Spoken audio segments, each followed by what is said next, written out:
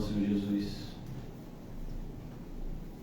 quão maravilhoso é para nós sermos tuas ovelhas, termos o teu cuidado para conosco, totalmente merecido, Senhor, mas um cuidado tão perfeito daquele que sabe sobre nós mais do que nós mesmos. Não permite que sejamos provados além das nossas forças, pelo contrário, faz com que todas as coisas, até as próprias tribulações, dificuldades, cooperem para o nosso bem. Ó Deus, que amor é esse? Ajuda-nos a buscar, Senhor, compreender ainda mais esse teu amor para conosco, sabendo que é sério o entendimento,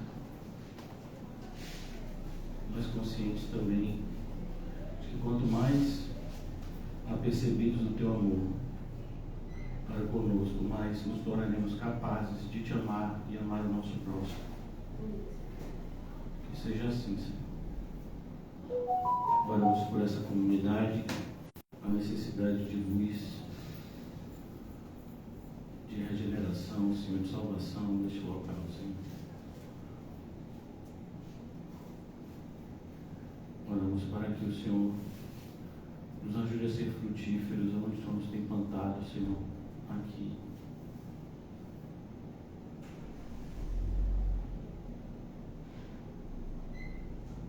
Que nós não nos tornemos, Senhor, egoístas, egocêntricos, pensando só nos nossos problemas, mas que pelo contrário, Senhor,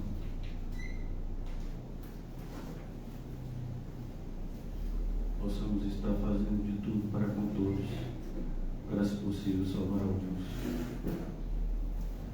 Nessa noite, o Senhor nos conceda ouvidos e olhos para te ouvir e te ver, Senhor, de um coração apto e desejoso a te obedecer. Abençoa-nos, Senhor, com a tua bendita presença nas nossas vidas. Em nome de Jesus. Amém? E graças a Deus.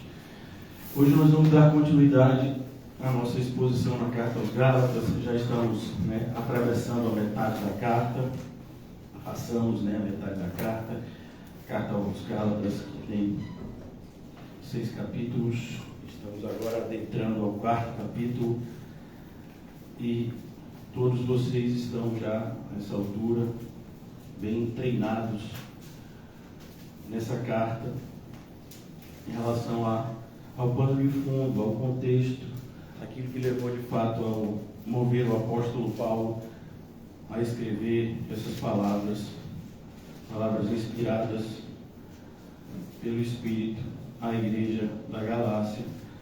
E como sempre percebemos, como tudo que as outras igrejas passaram, os nossos irmãos do passado passaram, são lição para nós, pois são as mesmas dificuldades que travaremos nas nossas vidas enquanto cristãos. Não existe nenhuma possibilidade de passarmos por alguma situação na nossa vida que não tenha na Bíblia uma passagem que nos ajude a enfrentá-la. É impossível acontecer qualquer coisa na sua vida, na minha, que a Bíblia não nos ensine a enfrentá-la e a vencê-la. Já falamos recentemente sobre a suficiência das Escrituras e como, infelizmente, isso tem sido abandonado por muitos que se apresentam como cristãos. E eles estão perdendo muito, pois nenhum conselho humano estará à altura dos conselhos de Deus. Então, aqui no capítulo 4, foi onde nós paramos ontem. Chegamos a ler e falar um pouco sobre os primeiros versículos do capítulo 4, no momento anterior à nossa ceia, mas eu disse aos irmãos que hoje nós iríamos mais uma vez retomar a partir do versículo 1, tentando nos aprofundar um pouco mais. Agora o apóstolo Paulo vai começar a nos ensinar acerca de uma doutrina. A gente chama de doutrina porque é um conjunto de ensinos, mas um assunto, que a Bíblia nos traz de forma muito clara, mais especificamente no Novo Testamento, mais especificamente Jesus, que é a adoção. Nós, como cristãos, somos filhos de Deus por adoção. E vemos esse assunto sendo tratado, como por exemplo, na oração que Jesus nos ensina. Os discípulos foram até ele e disseram: Mestre, nos ensina a orar como João ensinou os discípulos dele a orar. E o Senhor Jesus nos ensinou a orar de uma forma que antes nunca ninguém tinha se atrevido a orar. Começando a nossa oração com essa afirmação de que somos filhos de Deus, porque Ele é o nosso Pai, então nós somos os seus filhos. Pai nosso que estás nos céus. Vemos também o apóstolo Paulo escrevendo a carta aos Romanos e nos mostrando uma das funções do Espírito Santo na nossa vida é confirmar que somos de fato filhos de Deus. E está escrito lá em Romanos: o Espírito testifica com o nosso Espírito que somos filhos. Mas é importante também que a gente saiba que somos filhos por adoção. Os irmãos já estão familiarizados com a prática da adoção no nosso contexto humano. Então, como se dá a adoção? Normalmente são casais que não têm filhos, ou até que têm, mas querem mais, e eles se dirigem até um local onde crianças órfãos ou que foram abandonados por seus pais estão, e eles então escolhem uma criança para adotar. Perceba, eles não são obrigados a adotar todos. Eles vão adotar o que eles se identificarem. E isso nos mostra que não depende de quem quer e nem de quem corre. É Deus. Há uma ideia no senso comum de que Deus estaria obrigado a salvar todos os seres humanos, porque todos os seres humanos seriam filhos de Deus. Não são. A Bíblia deixa muito claro que os seres humanos são criaturas, como os anjos são criaturas. Fomos criados à imagem e semelhança de Deus, sim, como criaturas. A vontade de nos adotar é de Deus, e Ele não está obrigado a fazer isso com ninguém. Deus nunca está obrigado a nada, mas o que muitos têm pensado e difundido esse tipo de ideia herética no meio da igreja, de que todo mundo é filho de Deus. Não é não, viu? A gente não nasce filho de Deus. Por exemplo, recentemente nasceu um pequenino na nossa congregação, filho de 2 irmãos nossos, e ele não é filho de Deus. Ainda não. A maioria das nossas crianças não são filhas de Deus. E a gente já sabe quem é filho de Deus. Vamos abrir rapidamente, só para relembrar. A gente falou sobre isso semana passada, mas vamos relembrar. Evangelho de João, capítulo 1. Eu creio que vocês estão mais do que familiarizados com esse texto, mas nunca é demais. A Bíblia é assim: você lê 1000 vezes a mesma passagem, na 11ª você ainda vê coisas a aprender. Capítulo 1 do Evangelho de João, nós aprendemos a partir do versículo de número, vamos fazer a leitura, a partir do versículo 6. Houve um homem enviado por Deus cujo nome era João. Este veio como testemunha, para que testificasse a respeito da luz, a fim de todos virem a crer por intermédio dele. Ele não era a luz, versículo 8, mas veio para que testificasse da luz, a saber, a verdadeira luz que vindo ao mundo ilumina todo homem. Versículo 10, o verbo estava no mundo, o verbo estava no mundo, o mundo foi feito por intermédio dele, mas o mundo não o conheceu. E esse verbo conhecer tem várias nuances. Uma delas é não se relacionar, não buscar intimidade. Versículo 11, veio para o que era seu, e os seus não receberam. Então perceba, essas pessoas se achavam filhas de Deus. Vimos já isso no capítulo 8 do Evangelho de João, falamos recentemente sobre ele. somos descendência de Abraão, né? Todos eles acreditavam ser merecedores da salvação de Deus, e o Senhor Jesus disse: não, vocês não são. Ele veio para o que era seu e os seus não o receberam. Veja como isso é tão aplicável ao movimento evangélico de hoje. Parece que as pessoas acreditam que são salvas muitas vezes sem nem frequentar uma igreja ou até se batizar. Não levantei a mão, aceitei Jesus, sou salvo. Eu nunca levantei a mão, aceitei Jesus, mas uma vez eu já ouvi uma pregação, eu acredito que eu sou salvo. Então, como é fácil a gente se enganar, como é fácil a gente ter uma ideia errada acerca da nossa realidade espiritual. Versículo 12: mas a todos quantos o receberam, percebeu? Então, aqui mostra que a pessoa precisa estar apta, no sentido, de maturidade, para receber a Cristo Jesus. A pessoa precisa entender quem Ele é, para que possa reconhecê-lo por quem Ele é. Todos quanto receberam, deu-lhes o poder de serem feitos filhos de Deus. Então isso não acontece, irmão, sem querer. Sabe, tudo que... E isso é algo que até as pessoas que não são evangélicas percebem, né? Como a lei do plantio e da colheita. Então a mesma coisa. Aqui nós vamos ver tudo que de fato traz algum benefício para o ser humano, dá trabalho. Então ninguém se torna uma pessoa inteligente sem querer. Ninguém se torna uma pessoa, de repente, forte, né? Estou falando de habilidades humanas, sem querer. E agora, trazendo para o contexto cristão, ninguém se torna um cristão sem querer. Ninguém se torna um evangélico, né, maduro sem querer. Não, foi assim, foi no automático, sabe? Não, é trabalhoso. É por isso que o verbo é esforçai-vos, afadigai-vos, corte a mão, corte o olho se necessário.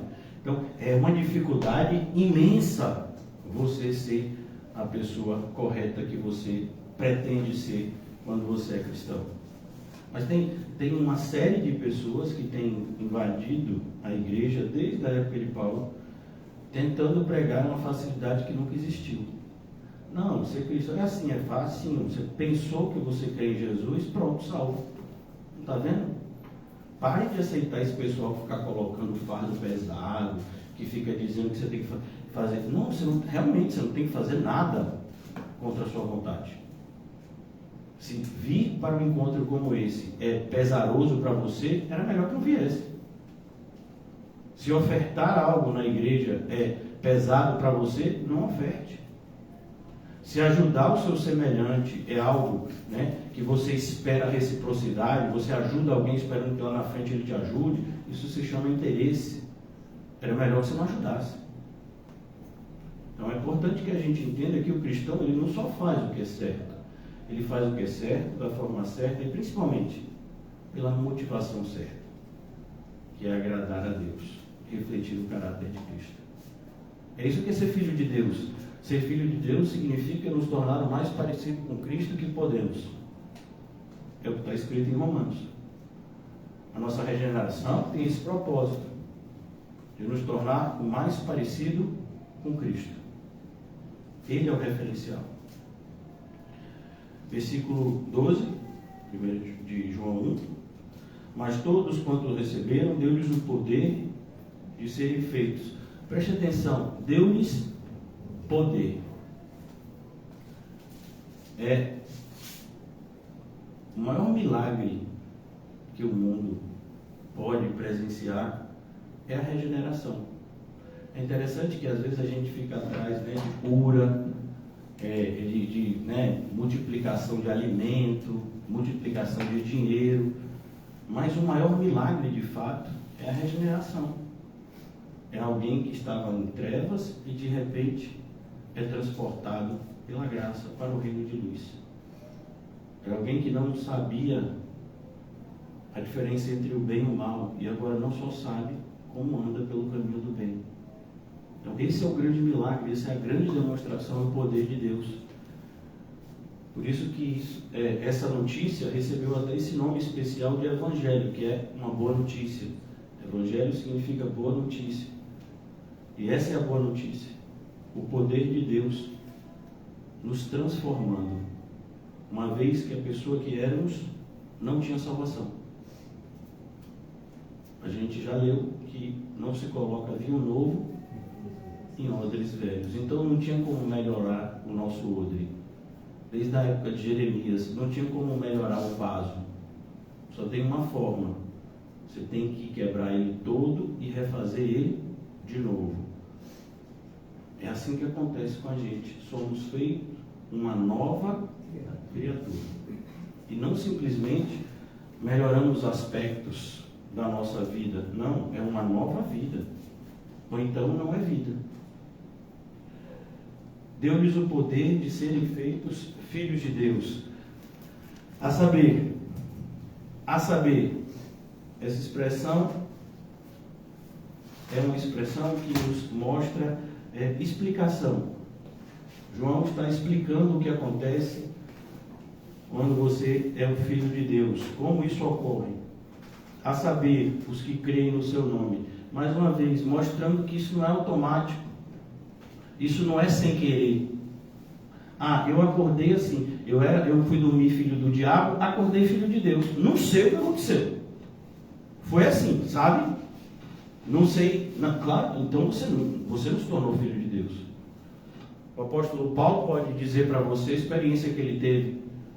Ele caiu do cavalo. Na Bíblia não diz que ele caiu do cavalo, só diz que ele caiu no chão. Supomos que era cavalo pela distância, né? Que ele estava percorrendo, porque era uma pessoa que tinha condições, e naquela época assim se andava, essas pessoas normalmente andavam de cavalo. Tanto que os filmes, desenhos sempre descrevem essa cena como um cavalo e ele caindo do cavalo. Mas ele sabe muito bem quando foi que aconteceu na vida dele. Assim como Cornélio sabe o que aconteceu na vida dele. Assim como tantos outros que tiveram experiências de regeneração na Bíblia sabem o que aconteceu. Então não é sem querer. Entenda que é Deus quem faz as coisas, mas Deus não faz essas coisas de uma maneira que para nós é imperceptível. Pelo contrário, é totalmente perceptível. Nós vemos acontecer. Então, se você não tem noção de quando foi a sua regeneração e como ela aconteceu, eu temo por você, porque talvez você não seja regenerado. É preciso que você saiba o ponto onde toda a sua vida foi transformada. Claro que você não se tornou quem você é naquele momento, não. Mas é a mudança de direção. Você estava indo para o norte. E você, não tenho que ir para essa direção. Você começou agora a ir para o sul, o oposto. E você sabe quando foi que isso aconteceu. Porque isso foi marcante na sua vida. Porque tinha que ser.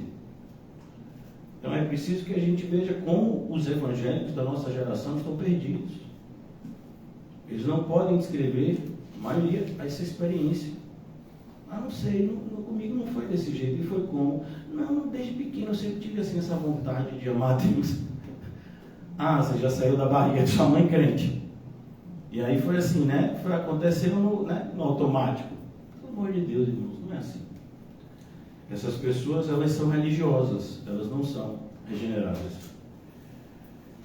Aos que creem no seu nome, versículo 12. Versículo 13, os quais não nasceram do sangue.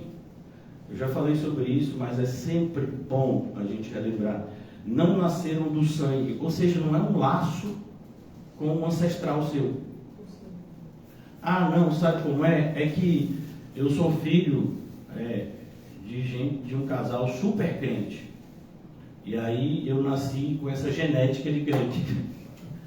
Não, na nossa genética, os fatores predominantes são Adão e Eva.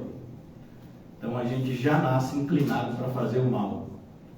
Por isso que a primeira coisa que a criança aprende a fazer, quem tem filho sabe, eu tenho 3, é reclamar. É a primeira coisa que um bebê aprende a fazer, é reclamar. Ele reclama quando está com fome, ele reclama quando está com sono, ele reclama se ele estiver com sede, ele reclama se ele estiver sentindo dor. Não sabe falar, mas sabe reclamar. Sabe demonstrar que está insatisfeito e que alguém tem que dar um jeito. Senão ele vai gritar. E não quer nem saber que você quer dormir. Então a gente já nasce com essa inclinação, com esse egoísmo. Os bebês demonstram isso, parece que só existe eles. Pastor, mas você fica descrevendo os bebês assim. Mas não, todos nós fomos assim. Acho que a maioria das pessoas esquece que nasceu bebê. Você acha que você já nasceu desse tamanho? Então, é importante que a gente perceba essas coisas. O nosso sentimento não pode nos deixar cego. Os quais não nasceram do sangue. Então não adianta. Não ache que alguém vai ser salvo porque tem algum tipo de laço parentesco. E nem da vontade da carne. Não é uma vontade da carne. Não é uma vontade meramente humana. É por isso que ninguém vai para o céu porque tem medo de ir para o inferno. Às vezes você fala a Igreja Católica fez muito isso, o inferno vai ser assim, então vão com suas indulgências, Os evangélicos vão nessa mesma direção, querendo aterrorizar as pessoas. Não, eu vou falar do inferno, porque é bíblico, eu tenho que falar, mas assim, eu deixo bem claro, se você quer ir para o céu só para não ir para o inferno, fique tranquilo, você não vai para o céu, vai para o inferno. Porque imagine uma pessoa, irmãos, ela não quer ir para o inferno, certo? Sabe? Ela sabe que o inferno é dor, sofrimento, ela leu a passagem do Rico e Lázaro, ela viu alguma espécie desses filmezinhos que circulam no YouTube, de como seria o inferno, ela viu aquela artista coreana que descreveu o inferno, de uma forma totalmente alegórica. É falsa, é fictícia, viu? Mas tem gente que acredita na versão dessa artista coreana de 10, 15 anos atrás. Então a pessoa ficou assustada. Eu não quero ir para o inferno. Então, você crente, me diga aí, eu quero ir para o céu, como é que eu faço? Não é assim. A pessoa odeia ir para a igreja. A pessoa odeia aprender as coisas de Deus. A pessoa não tem nenhum desejo, de amar a Cristo. Não, ela só não quer ir para o inferno. Por quê? Porque ela se ama tanto que ela não quer ir para um lugar ruim depois que ela morrer. Você acha que essa pessoa vai para o céu? Claro que não, irmãos. Mas a maioria das pessoas está achando que vai para o céu por causa disso. Eu não quero ir para o inferno. Então me diga aí, quantos cultos eu tenho que assistir, me diga quanto dinheiro eu tenho que dar, me diga porque eu não quero ir para o inferno. Não é assim, irmãos. É isso que João está tentando dizer aqui, não é a vontade da carne. Eu cheguei a uma compreensão de que o inferno é real, não quero ir para lá. E aí, não é assim que funciona. Vai para o céu quem ama a Jesus. Maldito todo aquele que não ama a Cristo. A maldição permanece, mesmo que você não queira ir para o inferno. Porque para essas pessoas, imagine, o céu seria uma tortura. Imagine uma pessoa que odeia frequentar reuniões solenes, em nome de Jesus, ir para um lugar onde essas reuniões nunca vão acabar. A pessoa odeia 2, 3 horas de culto, tortura. Você vai fazer o que na eternidade no céu, então? Eu não gosto de nada que essas coisas assim religiosas. Eu não gosto. E vai fazer o que no céu? Me diga. Pastor, eu já vi. Eu não quero ir para o inferno. E também vi que o céu não se enquadra muito comigo. Tem alguma terceira opção? Não, não tem. Não tem terceira opção. Então, essa é a realidade. Por isso que a religião nunca salvou ninguém. É uma pessoa que nos salva. Cristo. Não é uma religião que te salva. É uma pessoa que te salva. Cristo. Mas ele diz de uma terceira possibilidade. Primeiro ele falou da vontade do sangue, um laço parentesco. Vontade da carne, o desejo carnal de você fazer algo, como por exemplo, nós estamos perto das Olimpíadas. Então, esses atletas que treinam 10, 15, 20 horas por dia e têm uma vida regrada, qual é o grande desejo deles? Ganhar a medalha olímpica. Isso é o que ele está dizendo aqui, vontade da carne. É uma vontade de você atingir um objetivo. Mas isso não tem nada a ver com agradar a Deus. Isso tem a ver com agradar você mesmo. Isso é vontade da carne. É você querer se agradar.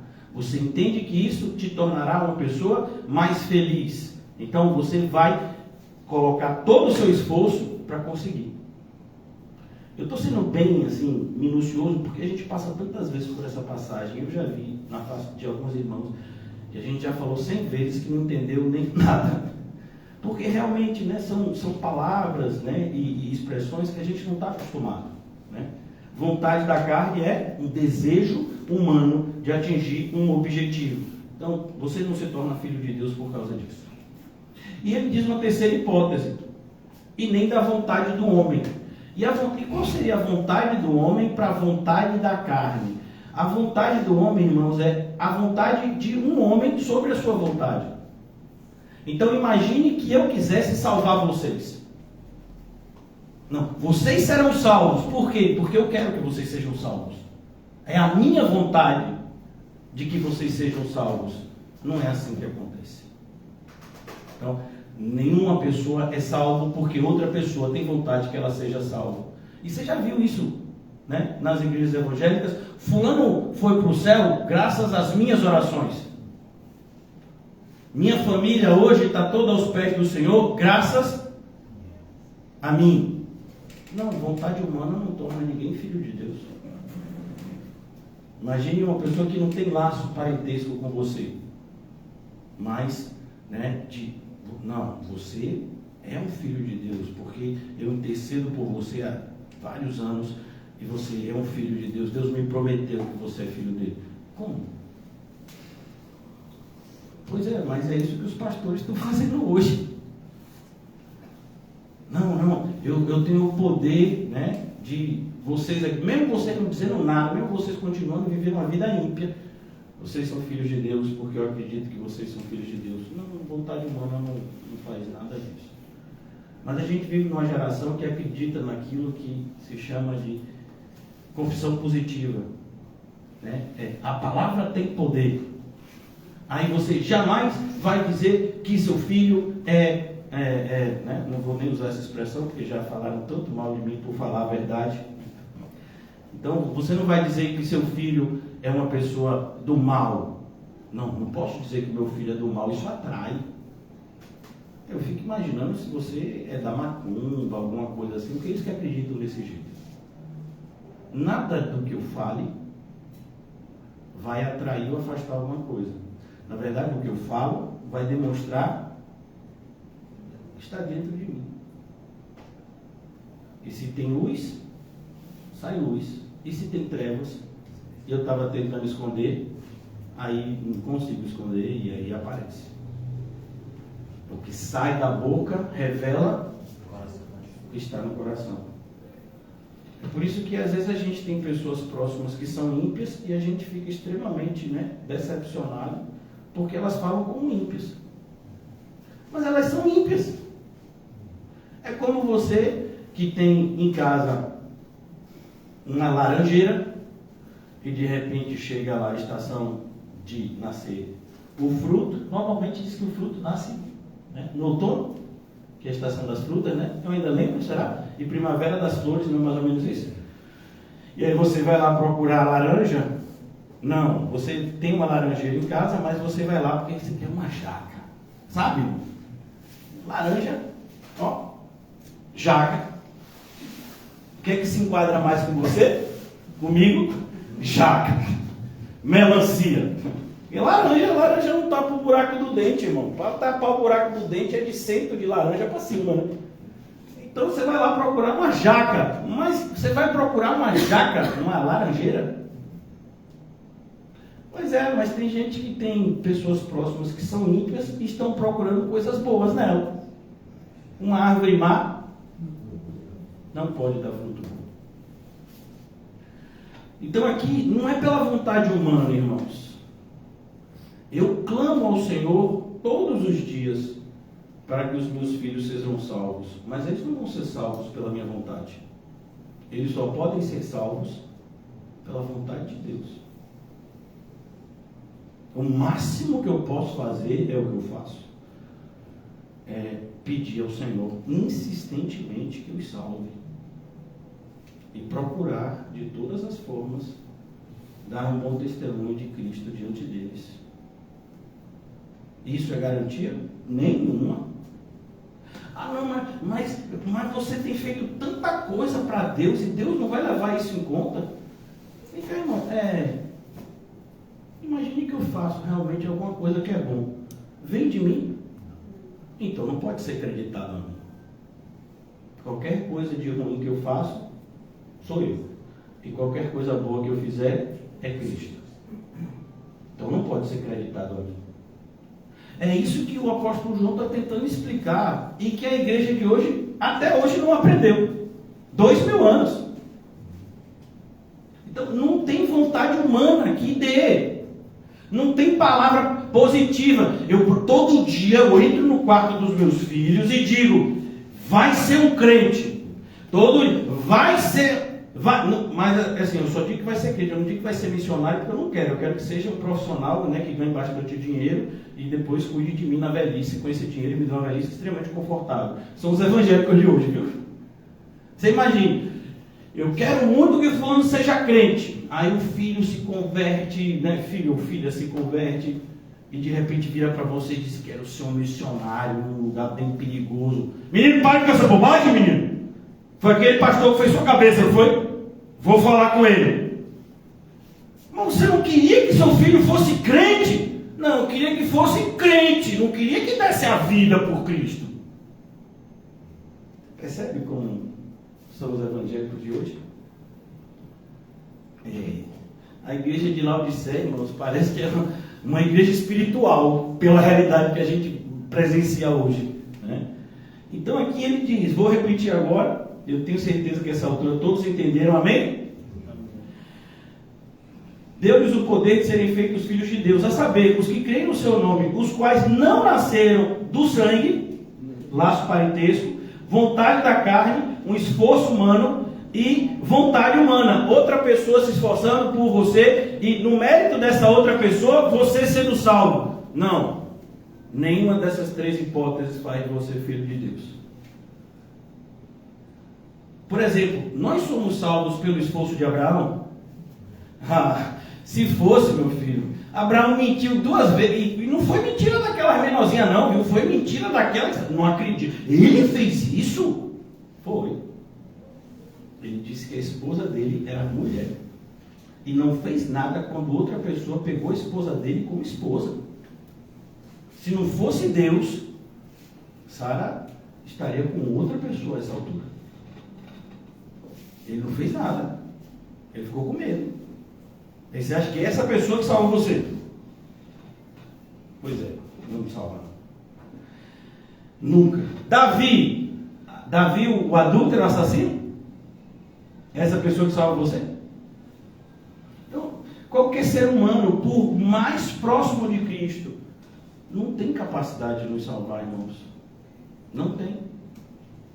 Então, e as pessoas hoje, elas se colocam num patamar onde elas acreditam que podem salvar outros. O apóstolo Paulo, eu faço de tudo para com todos, para se possível. O que ele está mostrando é, eu não posso salvar ninguém, mas eu faço todas as coisas esperando que Cristo salve alguns. É isso que ele quer dizer ali. Afinal de contas, o Senhor Jesus me mandou evangelizar. E ele disse que tem pessoas que ele vai salvar. E eu quero participar dessa festa. Que festa? Que festa? Quando o pecador se arrepende, tem festa no céu. Imagine aqui na terra, entre os eleitos. Os quais não nasceram do sangue, nem da vontade da carne, nem da vontade do homem, mas a ideia do texto é mais da vontade de Deus, para ficar mais claro. Ou seja, se alguém tem vontade, e essa vontade se concretiza, é a de Deus. A nossa nem sempre. Nós não temos onipotência, só Deus tem.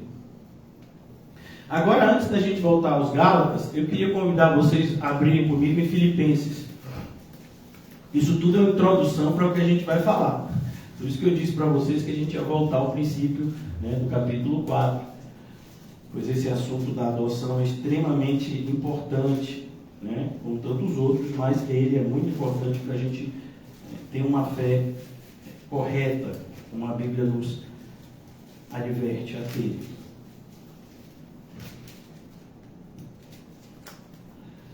O apóstolo Paulo, aqui na carta aos Coríntios, ele começa Filipenses, capítulo 3. Ele vai falar de um assunto que para nós é extremamente comum, os falsos mestres, não só comum porque a gente está cercado deles na nossa geração, mas comum também porque a Bíblia fala muito, e a gente já leu, já estudou 1 Coríntios, 2 Coríntios, né? Estamos em Gálatas, e todas essas cartas tratam também desse assunto. Mas olha o que Paulo está mostrando aqui. Perceba que, assim como na região da Galácia, aqui em Filipenses, os falsos mestres tinham uma característica. Eles eram judaizantes. Então, o falso mestre, ele sempre vai trazer algum tipo, né, de complexidade à fé simples, que é a fé do cristão. E quando eu falo fé simples, eu não estou querendo dizer que ela é simplista, que ela é uma fé pobre, não. O que eu estou dizendo é que ela é simples no sentido de que ela não tem complexidade. Ninguém deixa de obedecer a Deus porque não entendeu o que Deus falou, não. A gente entendeu, tanto que rejeita. Como, por exemplo, você acha que alguém deixa de amar o inimigo porque não entendeu que tem que amar o inimigo? Qual é a dificuldade? Amai os que te odeiam, fica renunciar a tudo para seguir a Jesus. Eu falei, pega um papel, uma caneta e a escreva. Realmente difícil. A pessoa pegou o papel e caneta. T-U-D-O. Você está brincando comigo ou não? Quem deve estar brincando é você. Renunciar a tudo é renunciar a tudo. Então a gente quer inventar um caminho mais fácil. Renunciar a tudo. Renunciar a tudo. Mas o que é tudo? É tudo. Tudo que tiver na sua vida não é mais seu. Nunca foi. É de Cristo. Jó já compreendia isso. Se eu nasci sem nada e eu vou morrer sem nada, tudo que chega até mim nesse intervalo de tempo entre o meu nascimento e a minha morte aqui na terra, foi Deus que me deu. E Ele tem todo o direito de tirar se Ele quiser. Jó já compreendia isso. Então, os crentes de hoje têm essa dificuldade, né? Não, eu consegui. Você conseguiu o quê? Nada. A não ser pecado. Pecado é mérito nosso. O apóstolo Paulo, então, se depara, e eu estou lendo essa passagem, irmãos, porque são exatamente falsos mestres como esses aqui que invadiram a região da Galácia. E Paulo não alisa, Paulo não, ele não se preocupa em falar duro. Por quê? Porque parece às vezes que a gente que é pastor, falo de mim, a gente tem que se preocupar em falar assim, né, para não machucar. Né? É meio que sopra. Ô irmão, não fui chamado desse jeito não. Até porque uma das características do homem é a masculinidade. O homem fala como homem, o homem não fala como mulher. Então, é preciso que a gente tenha né, um senso de que nós estamos numa guerra e que não temos que usar uma linguagem bonitinha. Em guerra você não usa linguagem bonitinha, em guerra você fala sério, porque é questão de vida ou morte. Então aqui, no versículo 2 do capítulo 3 de Filipenses, acautelai-vos dos cães. Porque cães fazem sempre referência à violência. Os falsos mestres, eles são violentos e violentos contra a verdade. Vemos isso na carta de 2 de Timóteo. Um dos cães que aparece lá é um homem chamado Alexandre Ferreiro. Resistiu fortemente às nossas palavras. Isso é o cão. Por isso que Jesus vai dizer, não dê as coisas santas aos cães. Senão eles se voltam a você e querem te morder. Ah, Senhor, que absurdo. Sim, mas eu mandei você não fazer isso. Você tem que saber para quem você está falando o quê. Tem pessoas que a gente não vai falar nada, quando elas já se apresentam como cães. Que absurdo, que preconceito, chamar alguém de cão. Mas é a Bíblia que está delineando isso. Se eu não seguir isso, eu estou sendo desobediente à Bíblia. Mas tem gente que quer ser mais correto que a Bíblia. Lembra de ontem? Não se desvie nem para a direita, nem para a esquerda. Então, quando você se deparar com cães e porcos, haja de forma condizente. Acautelai-vos dos cães, acautelai-vos dos maus obreiros. O que é um mau obreiro? É aquele que faz mal o serviço que se propõe a fazer. Você imagina, aqui nós temos um segurança que sempre, nos deixa extremamente seguros com a presença dele aqui.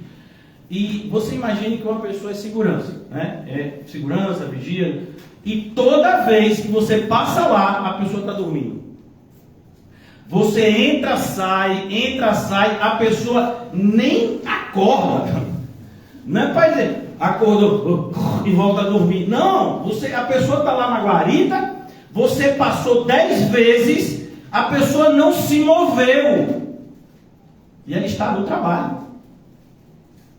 Aí chega ali, pai, você está aqui no trabalho, mas é que eu emendei um trabalho com o outro. Mas não pode isso. Imagine se acontece uma coisa mais séria. Então, isso é um mau obreiro. Imagine um médico que está fazendo uma cirurgia e esquece gases dentro do paciente. Tem vários casos que a gente já viu no noticiário. Estava fazendo, a pessoa estava com tanta pressa, cabeça no irmão, esquecer resto de pano dentro de um paciente que está operado. Está vendo? Então, a gente fica até, mas como? Porque numa sala de cirurgia tem tanta gente, essa pessoa não estava vendo. Não estava. Vocês já entraram numa sala de cirurgia? Eu já, para ver parto. Mas eles falam de tudo que você imaginar. Parece que você está em qualquer lugar, mesmo numa sala de cirurgia. Bota música, bota não sei o quê. O que está tendo nesse negócio aqui? Então parece que eles querem fazer do ambiente algo descontraído. Pelo menos foi a experiência que eu tive. Se em algum outro lugar é diferente, não sei. Aí você tem esse tipo de acontecimento. Esse profissional foi um bom profissional? Não, ele foi um mau obreiro. Ele não fez corretamente o que ele se predispôs a fazer. E a pessoa podia até morrer. Então é isso que Paulo... Ser mau obreiro é isso. O que é um obreiro cristão? Manuseia bem a palavra. O que é um discípulo de Cristo? É aquele que em tudo busca se parecer com o seu mestre. O discípulo de Cristo tem 3 características elementares para ser considerado um discípulo de Cristo. Ele renunciou a tudo, lembra? Tudo é o quê? Tudo. Tomou a sua cruz e segue o caminho de Jesus. Aí você acredita que uma pessoa se predispõe, hoje é muito comum nos nossos dias, a pessoa se predispõe a ser um obreiro cristão, não renunciou a nada, não quer nem saber de cruz, e muito menos de seguir o exemplo de Jesus, mas se anuncia como um obreiro cristão. É isso que Paulo está combatendo aqui. É isso que Paulo estava combatendo na Galácia. Vem cá, vocês não estão entendendo que essa ideia de trazer de novo separação entre judeus e gentios significa desfazer o sacrifício de Cristo na cruz? Não. A gente não pode voltar. Cristo já veio. A gente não pode fingir que ele não veio e voltar para a época lá de Moisés. Ele já veio. O sacrifício já foi apresentado e aceito. Ele ressuscitou. Por que vocês querem voltar? É como se a gente... Você quer de novo que ele venha morrer de novo? Sofrer de novo? Por isso que é cair da graça a expressão que Paulo nos ensina. Então, aqui, ele está dizendo, versículo 2 ainda, acautelai-vos da falsa circuncisão. Veja que é o mesmo ataque das regiões da Galácia. Eles queriam que, para você quer ser um cristão, tem que se circuncidar. Você tem que fazer a aliança, né, da circuncisão, se você quiser ser cristão de verdade. Não, a circuncisão é a do coração. Versículo 3. Porque nós é que somos a circuncisão. Mais uma vez, Paulo vai usar esse mesmo tipo de ensino na carta aos Gálatas, e a gente já viu. Lembra quando ele diz: nós é que somos descendência de Abraão. Nós que cremos em Cristo. Então, o descendente de Abraão não é aquele que nasceu judeu. O descendente de Abraão é aquele que crê no Messias, que no nosso caso já veio. No caso de Abraão, ainda iria ver, e Abraão já havia se alegrado. Lembra que Jesus falou? Abraão viu o meu dia e se alegrou. Mas não tem nem 50 anos e viste Abraão e pegaram em pedras para matá-lo. A verdade tem esse efeito: ou você ama ou você odeia. Acautelai-vos, porque nós é que somos a circuncisão, nós que adoramos a Deus como? No Espírito. Não é quem grita mais alto, não é quem entra em transe, não, é quem adora a Deus no Espírito. E a gente já viu tanto na carta aos Efésios, quanto propriamente na carta aos Gálatas também, que ser espiritual nada tem a ver com parecer espiritual no sentido do mundo, né? Então, é você, aquela pessoa meio que, né, misteriosa e que faz coisas que ninguém faz. Essa pessoa seria vista como alguém muito espiritual. Não, na Bíblia não. O mais espiritual, ele passa por você, ele vai usar ninguém. É o mais espiritual. Paulo passava e pessoa: que Paulo? Eu ouvi tanto falar, e é esse aí? Que é isso? Lembra de humildade? É uma característica muito importante para alguém que se diz cristão, ainda mais se você é um cristão maduro, como Paulo era. Humildade. As pessoas vão olhar para você e não vão dar nada por você. E você vai ficar tranquilo com isso. Por quê? Porque você não está esperando a aprovação de homem. Você está feliz porque você tem a aprovação de Cristo na sua vida. É isso que é ser espiritual, irmãos. É ter essa conexão íntima com o nosso Salvador, de maneira que a gente não precisa de mais nada para nos sentir pleno. Continuo. Adoramos a Deus no Espírito e nos gloriamos em Cristo Jesus. É só nele que a gente se gloria. A gente não se gloria em nada que a gente faça. A gente se gloria em Cristo Jesus, naquilo que ele fez. E não confiamos na carne. Lembra que a gente já leu lá em João capítulo 1? Não nasceram da vontade.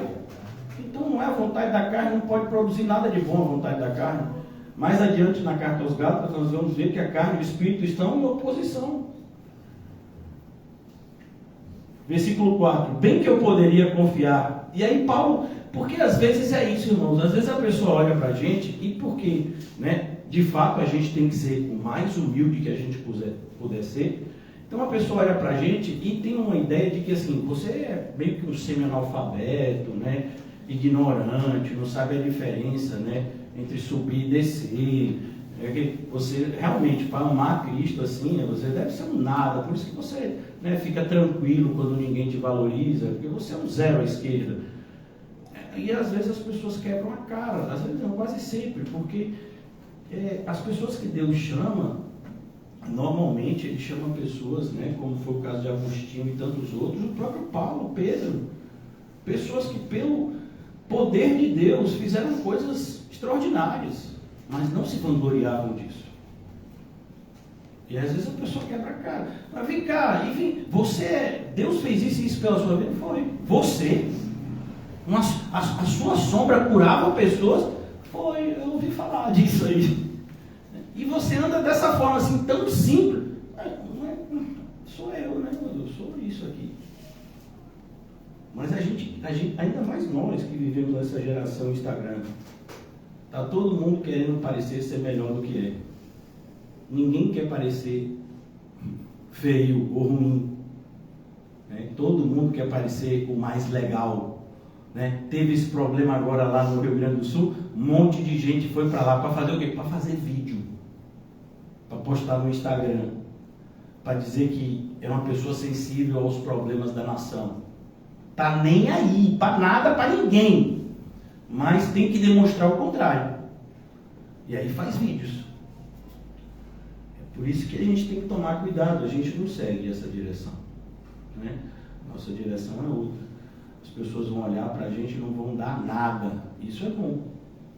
Mas eu nem imaginava que você... Quantas pessoas passam? Eu nunca imaginei que você fosse pastor. E quando descobre que eu sou pastor e depois vê uma pregação minha, normalmente deixam de falar comigo.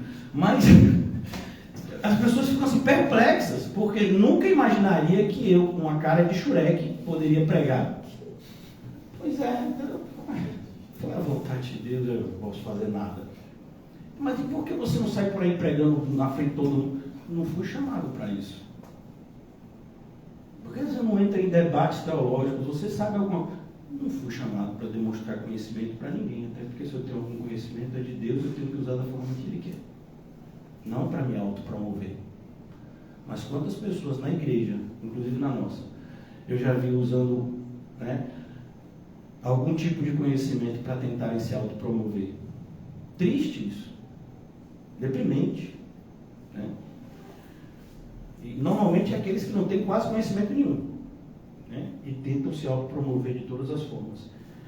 Versículo 4, aí Paulo vai dizer, bem que eu poderia confiar também na carne. Paulo diz, olha, esse negócio de esforço humano nunca levou ninguém a ser espiritual. Mas se levasse, eu estava na frente de todos vocês. Porque parece, às vezes, para essas pessoas, lembram?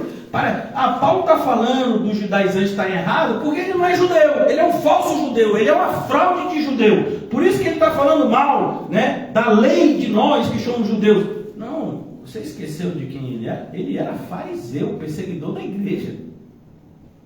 Então, pelo fato da gente ter determinadas posturas, parece, né, é como, por exemplo, né, a grande maioria das pessoas que eu tive a oportunidade de evangelizar, elas desconheciam o meu passado no sentido financeiro. E diziam coisas como, você não quer nada, por isso que tem essa vida. Irmão, se eu quisesse ganhar dinheiro, eu estava ganhando dinheiro. A maioria das pessoas acha que eu estou aqui para ganhar dinheiro. Alguns, né? Então, meu filho, esse seria o último lugar que eu tentaria. Mas é uma ideia equivocada que as pessoas têm. Elas acham que o fato da gente, né, estar andando no caminho de Cristo é porque a gente, de alguma forma, não teria oportunidade de ter sucesso no mundo. Será? Será que é isso mesmo? Então, é isso que Paulo quer demonstrar. Não, eu tinha muito mais do que vocês imaginam, muito mais do que a maioria de vocês pensaria em ter. A vida de Paulo é extremos. Se pegasse Paulo segundo o padrão religioso, né, da época de Jesus, Paulo era os 10 mais religiosos da geração de Paulo. Ele estava entre os 10. Estudou aos pés do camarada mais respeitado da geração dele, Gamaliel. Esse é Paulo, que está combatendo os judaizantes. E aí parece que ele... Não, é um falso judeu, por isso que está falando essas coisas. Não entende nada da lei dos judeus, por isso que está falando o que está falando. Não, ele entende. Você não conhece o passado dele. Você está olhando para ele aqui, você não sabe de onde foi que ele veio, não faz a ideia de onde foi que ele veio. Né?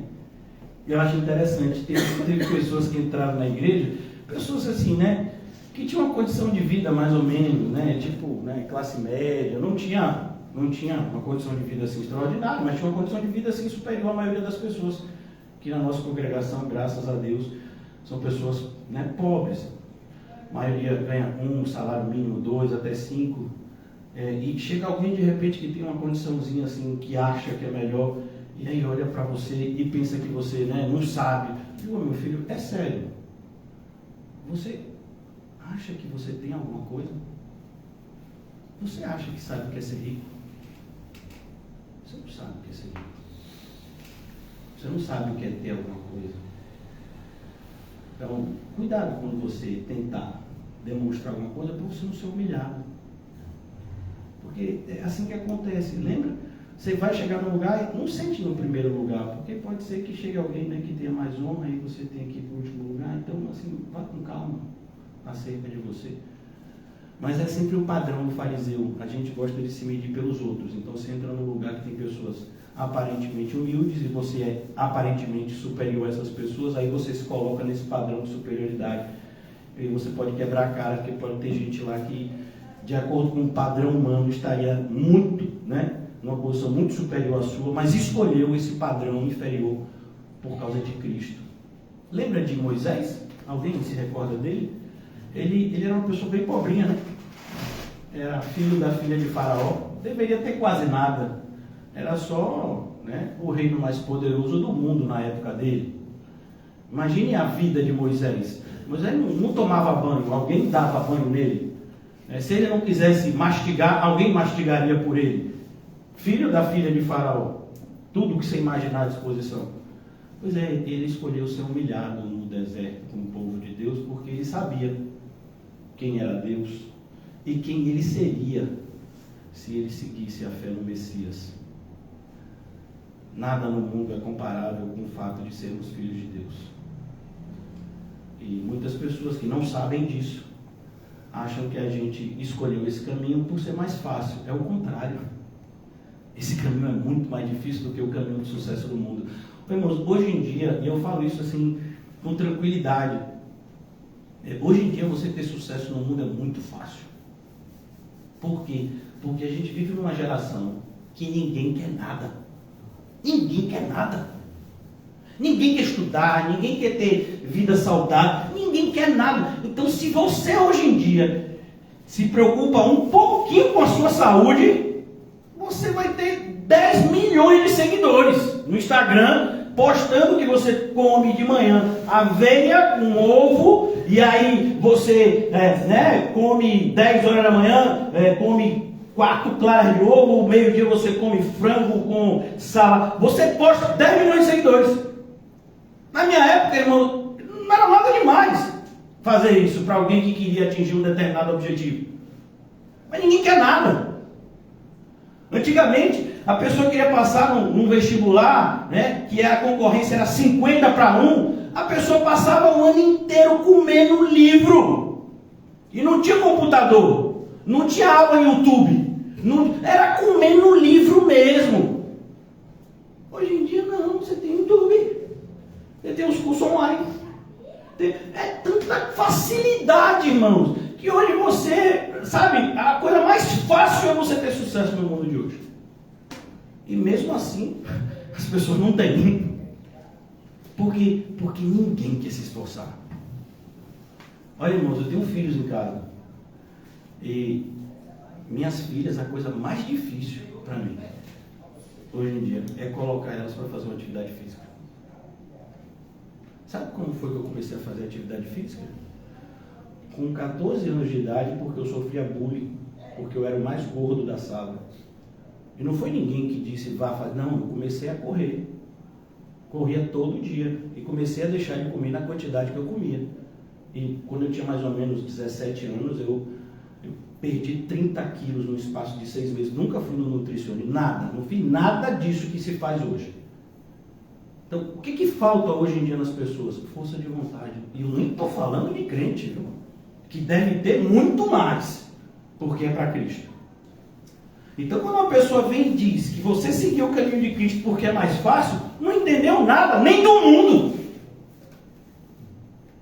Hoje em dia, olha, irmãos, hoje em dia, para você ser um político de sucesso, você não precisa nem frequentar os lugares como antes. Antes, para você ser eleito, tinha que ir no... Não, você cria uma mídia social e você é eleito às vezes.